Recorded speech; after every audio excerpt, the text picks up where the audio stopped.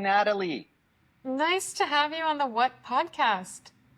Well, thank you so much for having me. I was surprised when Lauren reached out. I even replied back and said, "Are you sure this is not a mix-up?" Did you? Yeah, and I said to her, I said, "We will keep it a secret, Lauren. If it's a mixed up, no one will ever know about that." Oh my gosh, you're so funny. And what made you respond that way, I wonder? I don't know. I think it was when I got it, I felt imposter syndrome. I was like, I listened to your podcast. I listened to your podcast, and it's all amazing guests, and last episode you had a chemical engineer with He was PhD amazing. from Dennis. Yeah. McGill, and you have an Olympic coach, and I was like, who am I? Like maybe they have a mixed up. Like what? Why am I here? You are Tamer and you are inspirational, and I Oh, really love your storytelling, and I can't wait to get into this. But first, you have to oh tell my God. people more about who you are. So, what would you like for the audience to know about you? Well, I'm a father of three awesome kids. A gorgeous, smart daughter, 19. She's studying in Ottawa and Carleton, and two boys, 16 and 15. They are taller than me, and they seem to know more than me. And I'm a real estate broker based in Belleville, Ontario. I work with Royal LePage, and I'm a big supporter of the Royal LePage Shelter Foundation. Um, if you've never got an opportunity to meet anybody from Royal LePage, we have a charity which supports women's shelter. Mm. And before joining Royal LePage, I had no idea that this place existed. Oh, wow. And so once you get to know what they do, you can never unlearn that. And you become a lifelong supporter of the Shelter Foundation. Mm-hmm. Oh, that's wonderful. Yeah, I had a group of friends, and we were about five women who got together to do some fundraising for a local women's shelter here in West Island of Montreal. We had called ourselves Vision for Women, and Mhm. we were, raising funds, and we actually ended up with a really great effort. Now, so I understand the importance of women's shelters. They're a big strong part of our the fabric of our communities, so that's great to hear. And I'm really curious about well, so let me give some Mhm. context. So I know Okay. you through the Yeah. course that I Yes. facilitated and you were in, but I've also had the pleasure of seeing you in a different light, not the student light, but the way that you contribute in community, Mhm. and the workshops that you attend, and the way that you interact, and the stories you tell. Stories are so great. Every time I Oh read a yeah. story, I'm like, oh my God, that's so good. And it's Oh wow. actually influenced, I have to tell you, a couple of marketing things and sales stuff that I've done with my team. I Wow. have taken inspiration from some of your stories. So I'm curious about your career path and the storyteller in you. Wow. Thank you, Natalie. I can exactly say. Um, I can say about you that you have changed my life. And I am today, well, I mean, I'm going to be soon. I'm 49 years old. And yeah, I know. Thank you. I could listen to you all day. Keep going. Um, you changed my life. You started the Coach Academy, and you took a chance. You took the risk, being an entrepreneur, starting anything like that. Um, this is how I get to know you. This is, if you didn't start that business idea, Mm. I we would have never been here. I would have never, I don't know if I would have ever met you. So I am so grateful for you beyond what you know. because we've never really got the opportunity to tell you how much I'm grateful for you and how you have changed my life. Well, that's beautiful, and I don't know that I deserve that, but I'm so happy to hear that. The I impact. think you deserve it 100%. I'll tell you a story since you like storytelling. I'll tell you a story about how I got into, why did I sign up to the leadership course at Canada, or at Coach Academy Canada. Mhm. I'm a real estate broker and I'm minding my business. I think I'm having a decent life, decent, good gig, not complaining. And one day, I was approached by a broker owner of Royal LePage from a different city. And they reached out to me and said, "We want you to come and work for us as a manager for 400 of our realtors. And we're thinking of expansion, and we're going to buy a new brokerage, and we're going to get it from a different brand, and we will acquire another 400, and we need someone to rebrand and help them in the rebranding and manage 800 people." I was like, "What? Why me? What's like, wow, thank you, but why me?" "Oh, well, we looked around and we saw your previous experience in hotel management, and you've managed teams, and we like the way you work, and we really want you to be on our team."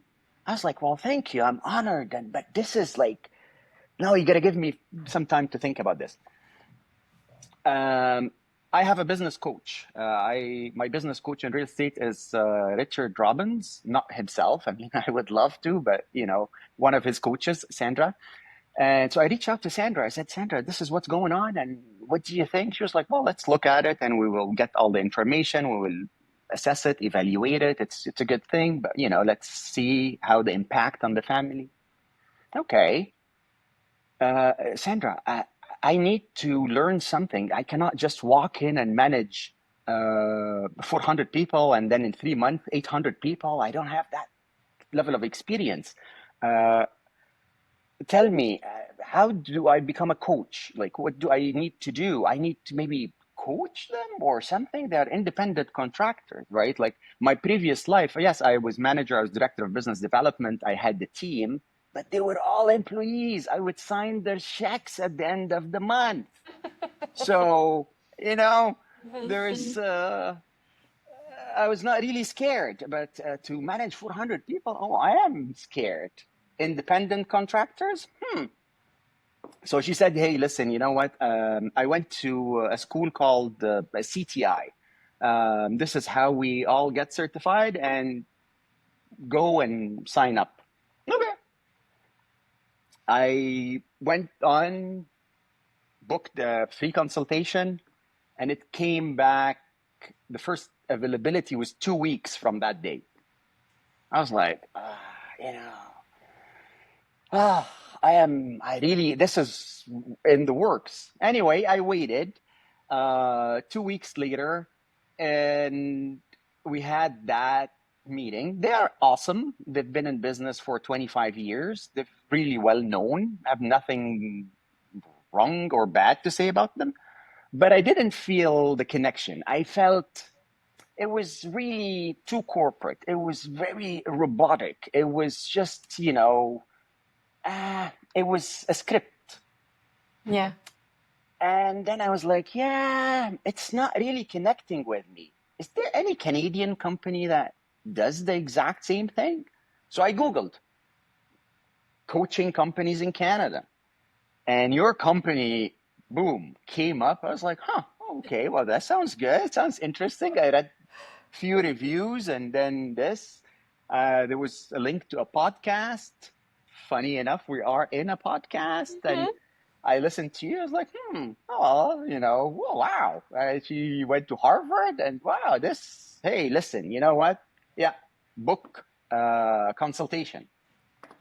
Next day, it was booked for the following day at 9 a.m., which is like, wow, now we're talking. And the conversation, I can tell within the first 10 minutes, oh, these are my people, and 100%, and let's go. I think that day, the discovery call was 9 a.m. I signed up and I paid by 3 p.m. Like within 6 hours, it was like 100%. This is the company that I want to be with, or this is the educational institute that I want to be part of. So this is how I ended up into the place, and I signed up and paid full. First session, I was like, what is this? I know, because I remember your reaction. Second session, I was like, what the heck is that? Like, I'm going to war. I'm going to see, to walk into a room with 400 people, and I need to coach them and tell them what to do. And like, what are we talking about? Right. And the third one, I looked at the cancellation policy. I was like, no. This is. Did you really? 100% I did. Oh, I didn't know I was that. like, this is not what I signed up for. Oh, No, okay. I signed up to be a coach. I want to coach people. I want to give them the Tell advice. people what to do, Tamer. Yeah. And then there was like, okay, well, listen, there's no cancellation policy. Okay. And that whole management thing, like they sent me the offer. It was in writing, and we looked at it. And at that same moment, I was going through a lot personally and within my personal life with my life partner. And this move, I mean, I would like, no, it would not work. So I didn't take that opportunity, but now I am in this coaching thing that I signed up for. And Nathalie, I loved every minute of the course, every After you looked at the second. cancellation policy. Yeah, well, I did, because I was resisting. Right? And that's when I say, you've changed my life. I've studied at U of T. I went to university. I always, like, I'm a big fan of continuing education. I'm always learning something. But any course I've ever signed up for, I had expectations on what will be delivered. Math, okay, you understand statistics. Okay, this is what you're gonna learn. Accounting, law, economics, marketing, sales. So you always kind of have an idea of what you will learn. So when I signed up for coaching, I wanted to be a coach where I'm gonna coach everyone and tell them. And when I discovered that this has nothing to do with giving advice, this has nothing to do by telling anyone what. This has nothing to do with you talking. You're doing 80% of the listening or 90% of the listening, and you're letting the other person. And I was like, what is this? And you've referred or recommended a book to me by Kate Murphy, You're Not Listening. Yeah. And this book, Nathalie, again, it changed my life. It changed the way I listen to people. And I gift this book. Yes, do you? I love that. Every day. Every day. Oh, that's so good. Talk about this book, and I give it as a gift to my friends. That's so good. So I owe you. You have taught me things I would have never thought that I needed to learn. You showed me the art of listening, which I discovered. I tell everybody I discovered my ears at 49.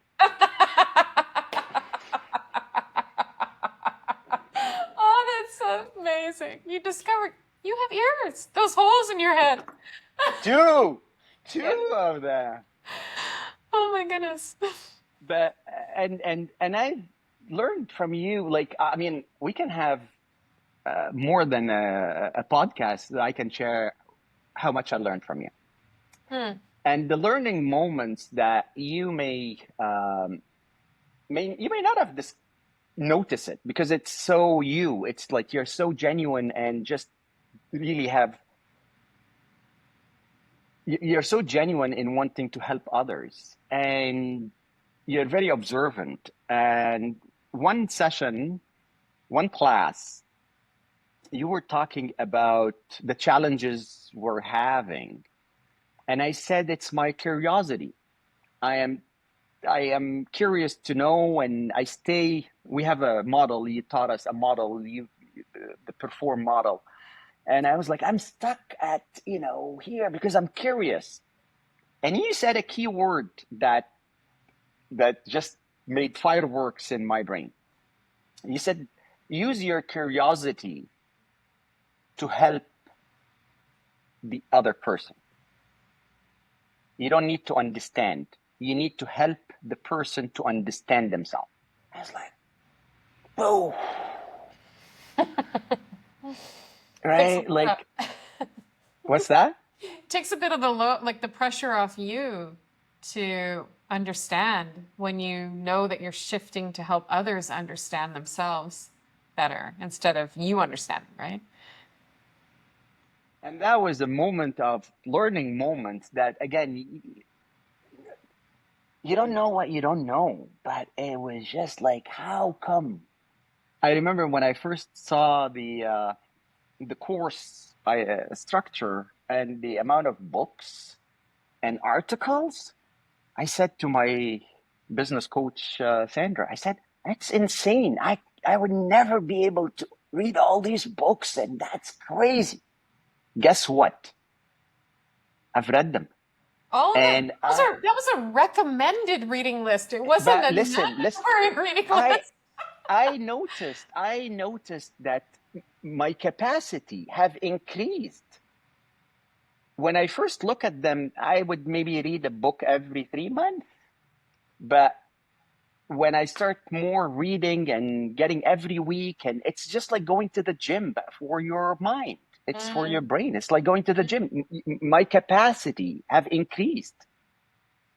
So I became faster in absorbing the information. I became capable of finishing 2 books a month, right? Like, Wow, that's great. so again, all of this I credit to Nathalie and Coach Academy, what you So, started. I think you're super generous with your credit, but I think that the credit belongs with you and the way that you engaged with the material and the way that you overcame your resistance and leaned in to the discomfort, which, I know because I've been a student in tough class. Not that our class is tough. I think it's just, it comes along with a lot of balancing of life, right? It's not just a course. You have work, you have family, you have kids, you have relationship, you have all these things, and then you have class. And it can be a lot to manage. So we try to make it manageable. But when you look back, what surprised you the most? The listening part. Mm. I've spent all my life in sales and business development, and then in real estate. First thing they teach you in real estate is a script. Oh You yeah. come out of school, they give you a script. This is how what you say, and now boom, boom, boom, boom, boom, boom, boom. And sales trainings in most of the sales trainings were again scripted and scenarios. Oh, what did they say? What did he say? How can he say that differently too? So when I listened before, I was just listening for keywords so I can do predetermined, understanding. but I'm just listening for keywords and listening for opportunities to give my advice or my proposal.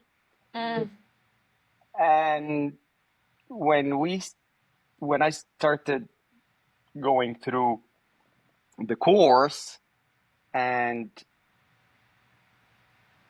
I listened, and my mind was still active at the beginning. It was so hard. I felt it almost impossible. And then by practice, the more hours you get into it and having the opportunity to practice with some of your peers and colleagues who are going through the same challenges and getting the feedback, that was incredible because I thought it was only my head that I couldn't shut down my head and my brain and my thinking, and then by more hours and more practice, I managed to get this, and that was like a feeling that I was like, wow, if I would be able to get to that state, I enjoyed listening. I enjoyed the understanding what the other person is saying and really listening to what they're saying and sometimes may not be saying, or trying to understand how they came up with this assumption, or it was just a moment of, I don't know how to articulate it, but it was like a feeling that I've never had because I've never really listened. I was listening just to apply my training at work. And then again, in your real life, you may be hearing what the other person is saying, but I was not really listening. mm. And so when you think about your sales career, your leadership career with in the hotel industry, what would have changed had you been listening? Like, do you ever think about the difference that could have made? Wow. You ask good questions, Nathalie.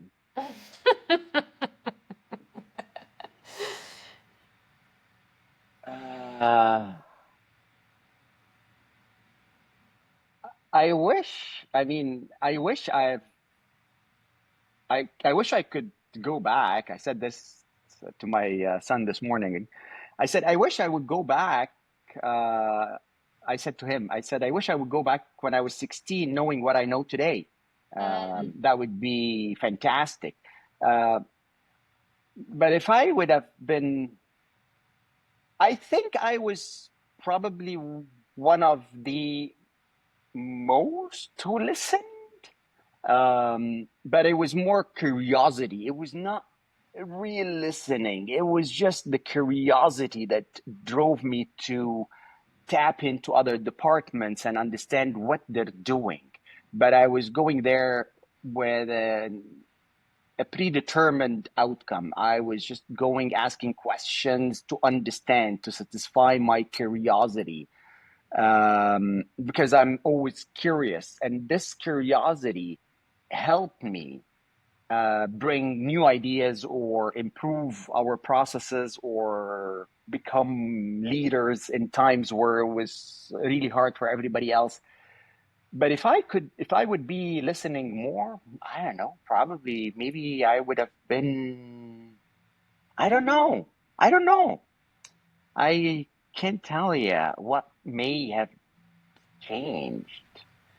I know a Uh, lot of people who come through the program often say, if they had had these skills 30 years ago, they could have made a different impact within the organizations they were in. They would have showed up to leadership differently, looking to empower others more, and trusting people that they know more than you know, more than maybe you think they know. So that's why I was curious about like what would your experience looking back? I mean, I know for myself too, like before I really became invested in coaching, first of all, becoming a coach and learning to coach, and then obviously growing this academy, I I think that coaching skills would have improved my self-confidence.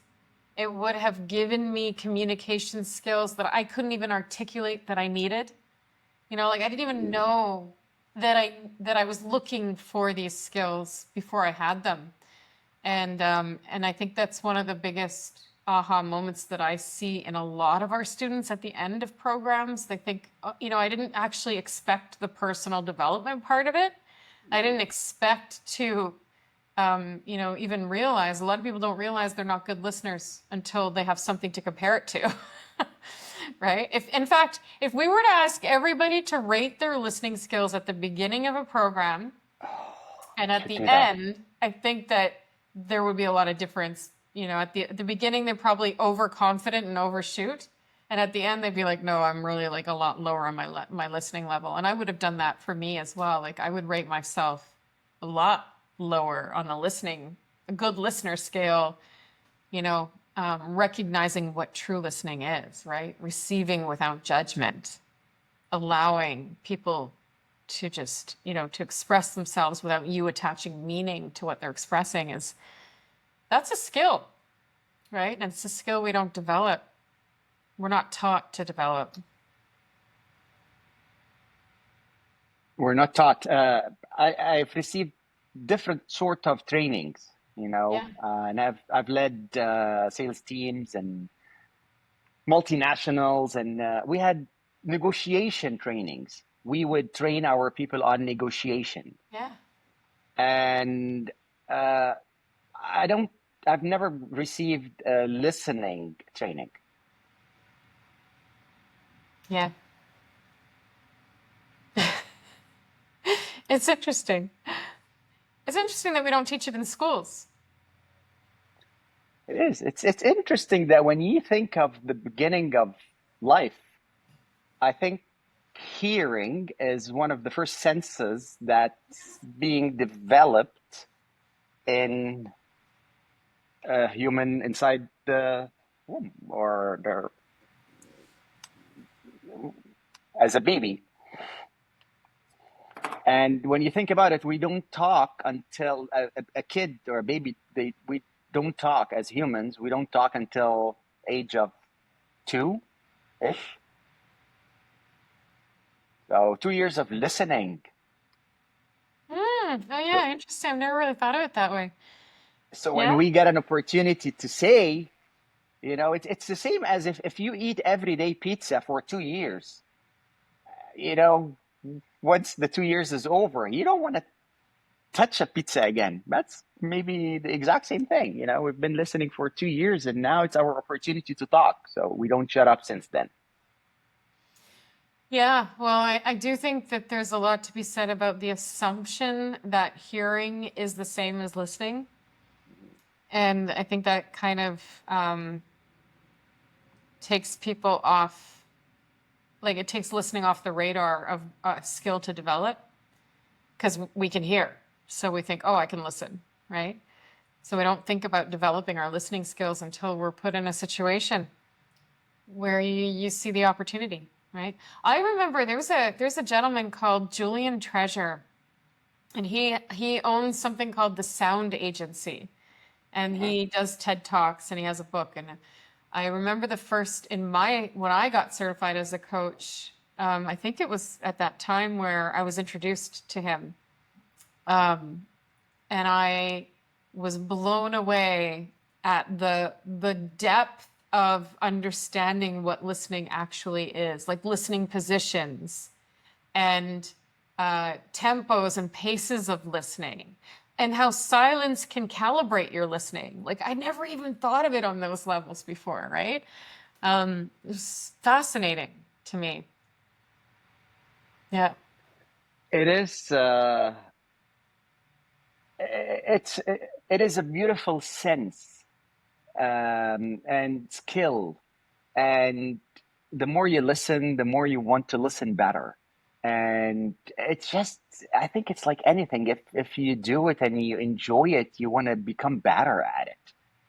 It's like any sport or any going to the gym or running or yoga or anything that you do. Once you enjoy it, you be like, how can I improve this? How can I take this to the next level? Mm. Hmm. So when you think about leadership, Mm. what do you reflect on in terms of like what are the skills of strong leadership with this new coaching lens in front of you? I think the minute uh, somebody gets appointed to become a leader, they take the responsibility. You know, it's their own responsibility. The success or the failure of the organization gets on their shoulder. They want to prove themselves, and they spend time thinking and reflecting and getting a vision or trying to understand this is where we're going. And then they meet with the rest of the people who will actually be doing the heavy lifting or doing the work. And it's more from up down. This is what we need to do, you know, and there may be a little bit of tweaks. If leaders would just say, okay, you're a leader, you're not allowed to talk, you're just allowed to listen for 2 weeks in the job, that would change a lot.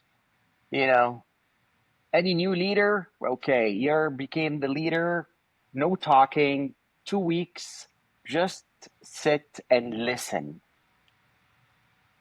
Oh, I think that would change everything. That would change a lot. Hmm. But I think if you do that, you know, if you do put that challenge out on the table, I think with it there has to be some training on self-management because of you know, one of the things that gets in the way of listening is distraction, right? Our minds wander when we hear information. I start to relate to what you're saying. All of that gets in the way of what the person's experience actually is and what you're meant to receive. And so, you know, like one of the things that I've realized is that well, and I often say this in the course, you know, the difference between a good and a great coach is self-management. And self-management is that key to good listening, right? If I'm not if I'm following the thread of my distracted mind every time you say something that I can relate to and then connect to my experience, I've lost my presence with you, right? Like I know when you just said that, you know, we should make them listen for 2 weeks, my mind wandered just in that moment going, how would I ever do that? I would be so distracted. So yeah, no, it's a challenge. It's a total challenge.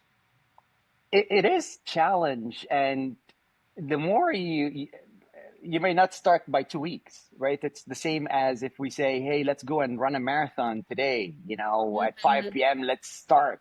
I mean, it's going to be impossible. We may do it, but we may do permanent damage to our joints and our body. So it's anything is like training, you know, we may start small. We may say, you know, Wednesday from 9 to 12, I'm not going to say a word. I'm just going to sit in these meetings and just not say a word. I don't know. I think it's anything gradual, Yeah. gradual. Yeah. It's a gradual shift. Well, and what you're pointing to too is choice. Like it's a choice you make, right? It's intentional. I think it begins with an intention of becoming a better listener. Just that choice right there makes you a better listener, right? In those moments that you choose. So tell me, Tamer, what are you going to do with your coaching? Like, so now that you got through the resistance, you decided not to take the job. What now? Well, I'm I had the business idea in during the course. It was one of the exercises that we should, you know, build business plan, was it, or a A mission statement? mission And yeah, statement. Yeah. mission Yeah. statement. And we took the time to reflect. And this course was like, I've done mission statements before. I've worked with multinational companies that, I was fortunate enough to be part of a task force in tweaking the rebranding. And I've never experienced doing a mission statement the way we've done it. I was like, this is out of this world. Like, what are you talking about? And again, once you pass the resistance, it's just like taking the plunge, right? Like once you just take the first 20 seconds and you enjoy it. So to answer your question, during that course, during that exercise, I came up with the idea for using my curiosity and my experience in sales, but not to give advice, but to listen to sales teams and see what their challenges and give them a safe space to come to their own solution. And you introduced me to Nancy Klein and her awesome book, Time to Think. And her teaching philosophy is incredible. And I've been inspired. Again, I'm inspired by you and the people you introduced me to, Nathalie, like your friends, Nancy Klein and Kate My Murphy. friend. I don't know her, but I would love to call her a friend. But you know what? I know her through you. So, however, whatever, I still think who introduced me to Nancy Klein, it was Nathalie. Who introduced me to Kate Murphy, it was Nathalie. So, I've learned that the mind that holds the problem holds the solution. And that was just another learning moment. And I loved it so much. And when I love anything, and I think it's a human trait, when we love anything or we like anything, we want to share it with everybody. Yeah. And this is where I want to share. So I created this platform inspired by you when you were on your podcast and you would say incremental change at the beginning of every podcast. Yes. And you keep saying incremental change. And I would listen sometimes if it's a long drive for me, I would listen to a couple of episodes. And it always starts with the same Yes. music and the incremental change. Yeah. And one word I always use is inch. I always say this to all my kids and everybody. Life is a game of inches. The inches we need is everywhere around us. It's just a little shift. And again, I play golf and it's all about inches, 1 inch, and you slice 1 inch, you go straight down the fairway. And I realized that incremental change, the first word of incremental and the first 2 letters of incremental and the first 2 letters of change makes the word inch. Yes. And I was like, what is this? That's like I discovered electricity, right? Like, wow. It is very clever. Very clever. But again, I was so happy when I discovered that. And I was like, wow, that's exactly what's incremental changes. It's just inch by inch, there is no big changes. And I was like, how can we compound that? How can we compound? And from here, from all this reflection, I came up with inch square. And I went online. I was like, is there anybody who did that? Nobody did it. I was like, oh, can I buy this domain? Yes. And boom, I bought inch2.ca. And I had all the ideas and the business model and what do I want to do. And it sat on my desk until Lauren reached out and she was like, oh, You see, that was the reason. There was some cosmic universal reason why we reached out to you. And she said, "Oh, what's your website?" I was like, "Oh, what? It's like, it's just what are you talking about?" And boy, did I work since that day, 16 hours on that project, and Oh, got it good. You just finished. needed the And end. You needed the finish line. I needed sometimes and I was reflecting on this morning. I said, what have changed? What have changed that I felt that, it would be a proud moment if I would get this to the finish line and tell you about it. Hmm. And, you know, I felt that there was a time, like when we say, uh, you can do it any time. Like if you don't have enough dead, I don't like the word deadline, but if you don't have an end date to submit,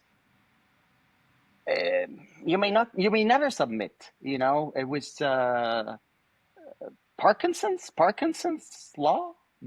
Any job would take the time allotted to it. Is it Parkinson's I don't know that law? rule. I'm not sure.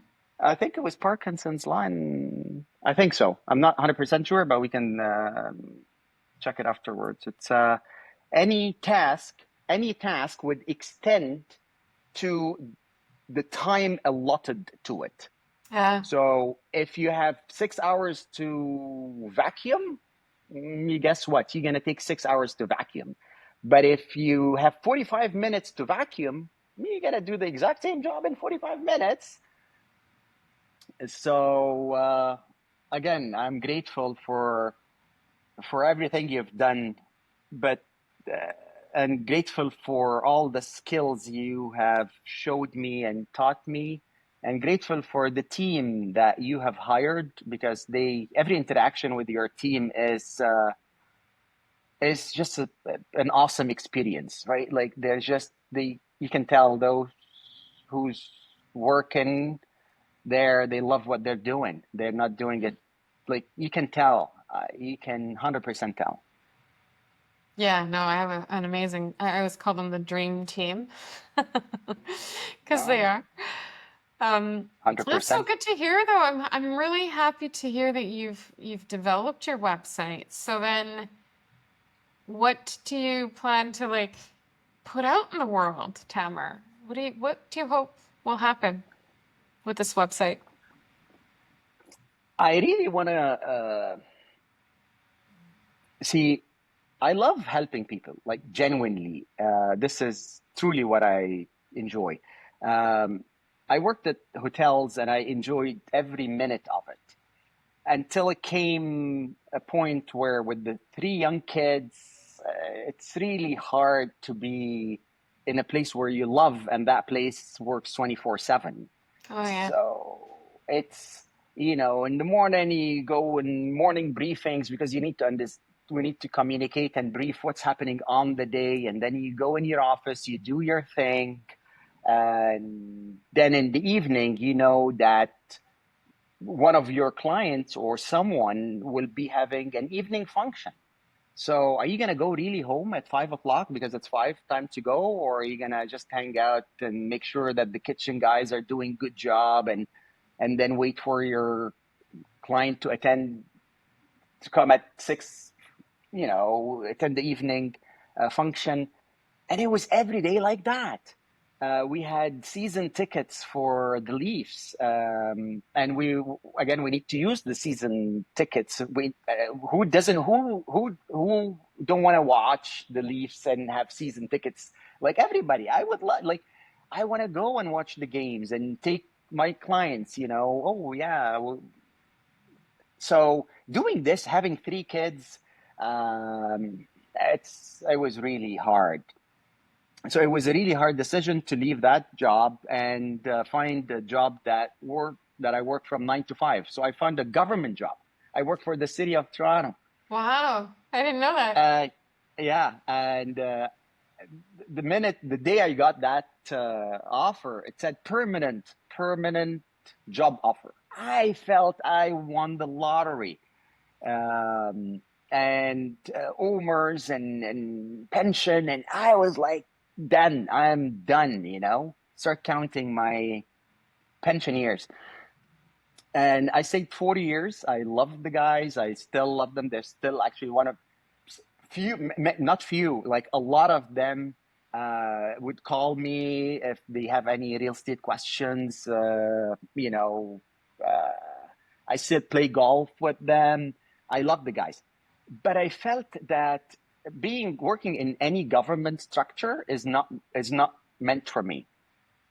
I just need to keep innovating and pushing limits, and my curiosity. I need. What happens if we put this instead of that? What happens if we have a policy for that? We have union. We can't do that.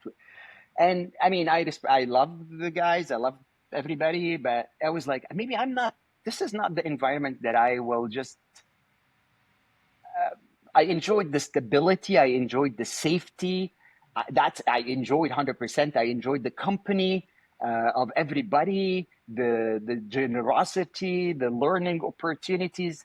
But I didn't feel that this is the life for me. I wake up today and I am so grateful. I'm grateful that I'm here. I'm grateful. I'm so grateful. Another Mhm. day above ground. Oh my God, I get to do this cool stuff again. Yeah. Like, my afternoon is chatting with Nathalie, and then my morning I was chatting with Megan and Patricia, and this evening we're gonna I'm doing cool stuff every single day, every hour, every minute. I'm loving what I'm doing. So helping others along the way, this is what you do because it's so much fun. It's so much fun. Oh, let's go and look at houses. Oh my God, this is awesome. Let's go. And you want to sell your house, I'm gonna go and help, listen to you, Uh-huh. see what you want to do. So helping others is the core of what I want to do. So I want to build inch2.ca or incremental change squared to help teams, like to go back in time, as we were talking earlier, to go back in time and help myself when I was a leader of a sales team and I didn't know why that we're not number one in market share. Well, we were number one in market share, which was a good thing. But uh, I want to help sales teams and I want to help small entrepreneurs because I've learned the hard way, uh, being an entrepreneur, being a realtor, you're an independent contractor. You go through education, they teach you one thing, and then you go in real world, you have no idea how to sell a house or how to help a Mm. buyer to sell a house. I want to help entrepreneurs who they have talent and exceptional offering, but they just need coaching. And not by telling them what to do and not giving them advice, but just listening to them and seeing if they have this incredible talent and amazing offering. Okay, what's on the way? How can we communicate that? And once they come up with their own solution, then this is where execution, there's commitment to the execution.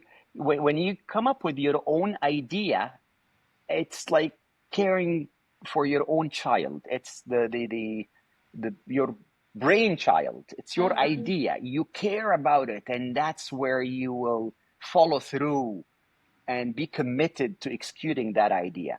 But you can watch YouTube and you can get 100 ideas, but they're not yours. Yeah.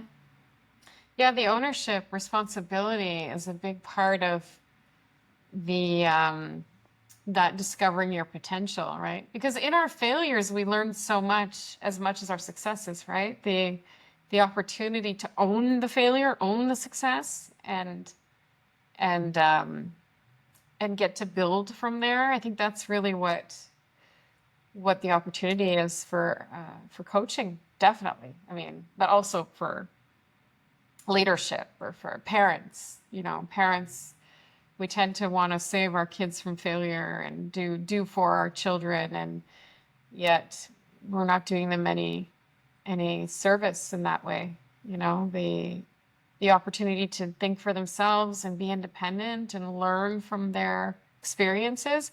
And that's really what coaching is all about, right? Asking good questions instead of giving answers. So, I mean, I really appreciate this time and your perspective on this, you know, what you've learned and what you've done. And I, you know, I really hope that you continue to develop your company and your, you know, the opportunities for you in coaching, because I think you would make an incredible impact as a coach if you do pursue this path.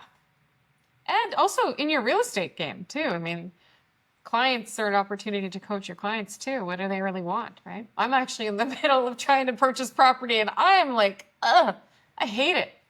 I hate the search. I hate the whole thing. And it's Well, supposed to be thank you. exciting, and I'm not excited at all. Maybe after this podcast, we will connect. I'll be happy to connect you with Yes. I think I need some one of coaching, our. Tamer. Yeah, As yes, yes, yes. Yeah, let's do that. You know, it's one thing, and I know we're running out of time. We're gonna end up. One thing that changed in when I go and meet Mr. and Mrs. Seller, you typically there's one person who control the conversation. Hmm. And one thing I've noticed that in the past, it's just a natural. You would listen to that person because this person is controlling the conversation, and this person is the one making the decisions, and this. And I've noticed that now I listen differently, and I listen differently to both of them. Before it was like, okay, well, this is the person controlling the conversation, and I have my part that I want to get my chance to say. And now it's different. It is so different. Yeah. Well, you found your ears at 49, so Let's see what we're gonna do with it. that would be different. I'd like to have some numbers to say to support that. Be like, hey, Oh my goodness, that's so funny. So tell me, what's one of your favorite questions to ask as a coach? mm, one of my favorite questions was, or still is, what if?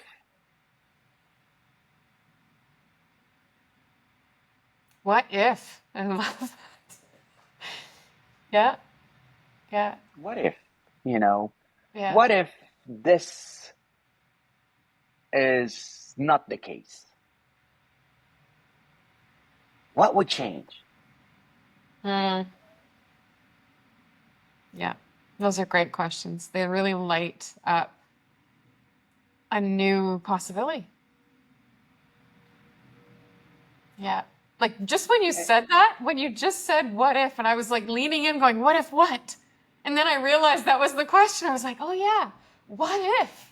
What Anything if? is possible. What if? What if everything is possible? Yeah. What if? What if everything was possible? What if that the people you're trying to impress, they were actually, they don't really care? Mm, What if? What if the you were afraid of being embarrassed? What if? What if you got embarrassed? What if? Right? What if not? What if this? All of this is. What's gonna happen? You know? What if? That's one of my favorite learning moments as well was that we don't learn from experience. We don't learn from failure. We learn from reflection Yeah. on That's a experience. great doing. Yeah. We learn from reflection on failure, right? We could still fail, but if we don't take the time to reflect, we might not learn anything out of this lesson. And that was a moment of deep learning. Yeah, I have learned as an entrepreneur that my relationship with fear and failure has really changed. Where I thought I was avoiding, I think I avoided failure most of my life. I avoided the fear of failure. I avoided any kind of where the odds might be against me situation. And now, as I have shifted into entrepreneurialism the last like 13 years or so, I have really changed my relationship with failure. Like I seek failure now so that I can learn and grow and accelerate my growth and curve as opposed to trying to avoid it. Like I really see the opportunity in learning what doesn't work so that you can get to what does, you know? Yeah. 100%. I think the fear of failure is a universal fear. Like, Yeah. no one really want to go and fail in anything. It's embarrassing. It's heart shattering. When you invest money in something and it doesn't work out and you lose your money and you're embarrassed. And if you go and people cheer for you and then you don't, like you failed, and then you stand up and be like, you're gonna do it again, and some will tell you, are you gonna do it again? Didn't you try this before? uh, right, like it is, it's the entire the society is not built to support failure. Like we're not, like everybody, even your closest family, out of love, they may not encourage you to do another failure. Like I always think of Thomas Edison, you know, like, could you imagine this guy? 1,000 trials to come up with a bulb in a time where they had candles. Could you imagine being? Could you imagine being his friend? Yeah. That's a great perspective.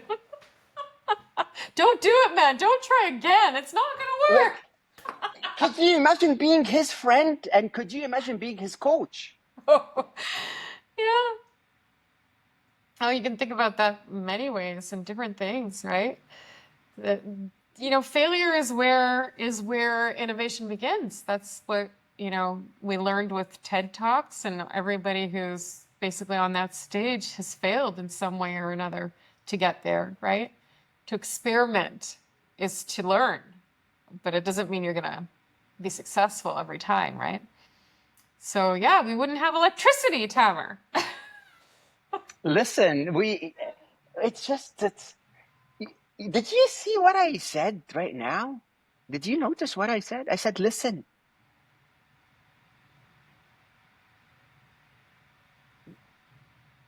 is this one of the things that we say as a command? Yes. Yeah. Yeah. It's true. I think there is more to be done in the listening part, 100%. And understanding, I'm a student of, I want to continue to learn about my listening and my listening habits, and why it took me 49 years until I got to this day. Like, what can I do to expedite that for others? Mm-hmm. Yeah. Yeah. It doesn't need to take 49 years to get to that point. I would have appreciated it if I got it at 21. Well, and I think that's what inspired me to pursue this educator as coach sort of idea, thesis, if you want to call it. Um, because I think I heard, maybe it was Sir Ken Robinson in his TED Talk who said listening should be a subject in schools. And I remember thinking schools and elementary schools specifically are such a great opportunity to help children develop these skills from the start. Why do we wait 40 years or 50 years or whatever we wait to learn the most impactful communication skills that we can learn, right? And I'm not just talking on a professional level. Like, I actually think, I don't know for sure, but I know what people say. So I haven't done a poll, but if I were to guess in our community, if people said, what did they learn? What was the biggest learning opportunity in the course? I think the biggest surprise would be that they learned skills that are supporting their personal relationships, parenting, things that they didn't expect, not necessarily the professional endeavor they came to explore. It's spilled over. It's the ripple effect of coaching, is that it spills everywhere because it's communication. It's the language of connection, right? 100%. 100%. Yeah. So we're going to put in the show notes, we're going to put where people can reach you with your website. Oh, well, thank you. That's And nice. I imagine you're on LinkedIn. People can reach Yes, you. I'm on LinkedIn, and I created an Instagram account for Nice. inch2.ca. And I'm Okay. proud that nobody thought about it. I felt that So this it's is the inch inch. with the number 2. Yeah, so it's inch, and yeah, the two for Okay. being squared. So we're gonna Oh, inch compound these squared. inches. Got it. Yeah. So it's .ca. inch2.ca. So it's and then this is what we're gonna together. We will compound all these inches. Yes, that's great. I really think that that's clever marketing. And you should tell the story on your website about the incremental change and how that came about, because that's a really I neat connection. Yeah, yeah, 100%. It's that's the first line. I said increment inch two equals incremental plus Oh, change right, squared. right. That's your So tagline. Good.